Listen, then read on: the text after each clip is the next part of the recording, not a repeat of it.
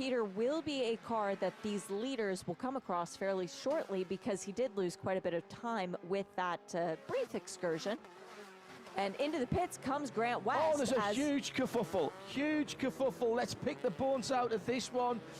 32, 65 will start to give you some big good numbers. And Bryce Cornier, who's very well placed in the championship after his first ever series podium.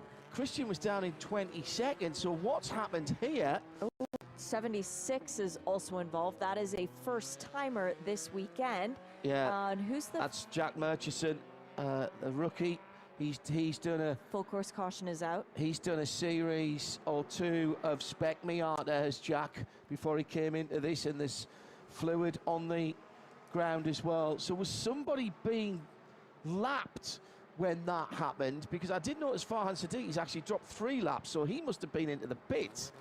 And I just wonder what's been going on. Oof, Bryce Cornier has just driven over a very large bumper, his own Graham White car, bumper. Yeah, the 65. Oh, that's a heartbreak. Bryce had such a good weekend at Daytona in the first race. By the way, I should say it's turn 10. Yes.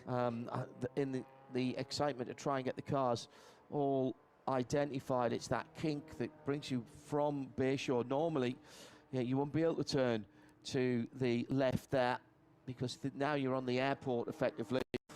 And that is right rear suspension damage. That camber's all wrong. There's bumper damage on the back, which he actually ended up running over. So that he's gone around. He's going to get it back into the pit lane, but I don't think the other 2 cars are moving. No, not yet at least. No. So we will see the Whelen Mazda safety car. Oh my goodness me. That is just not a good thing to do. We'll pack up everybody behind the Whelen Mazda safety car, and the clock will continue to run. And yeah, the black number 11 or the dark grey number 11 may have been the catalyst for this. Oh, there was all sorts of other cars down there as well, including Ron Messinger was in there.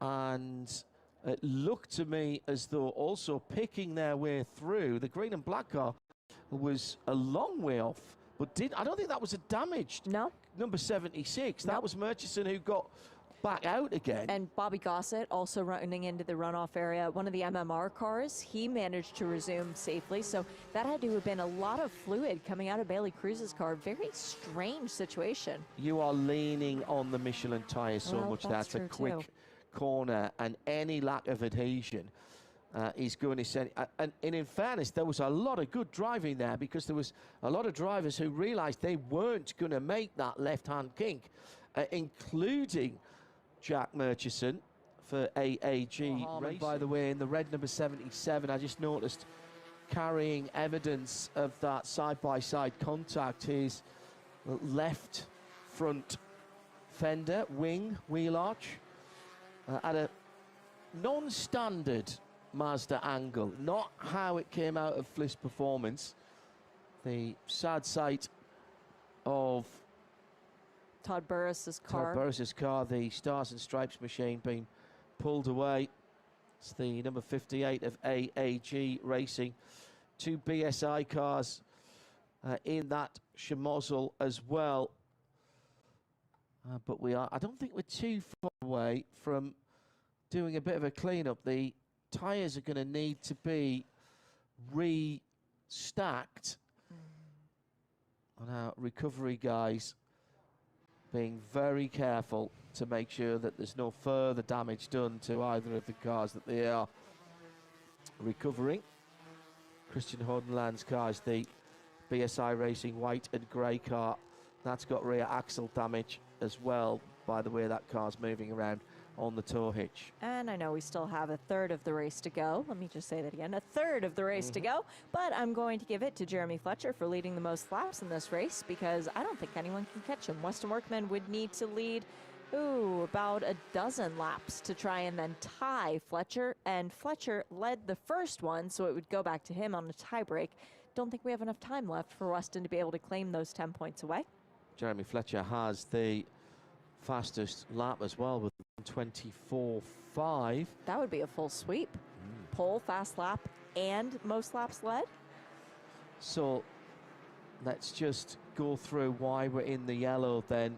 The number 11 car of Bailey Cruz dropping some fluid, and then all kinds of carnage. Ren Messinger in the orange number 3, and the number 76, the black and green car of our brand new driver. What a baptism to the series.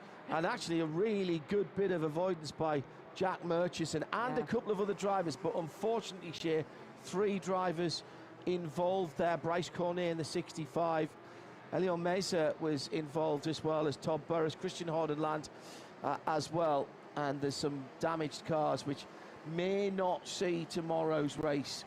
No, but I would just like to present to the court, if you have been alive in the last couple of months, you have seen the start of Daytona Race 2.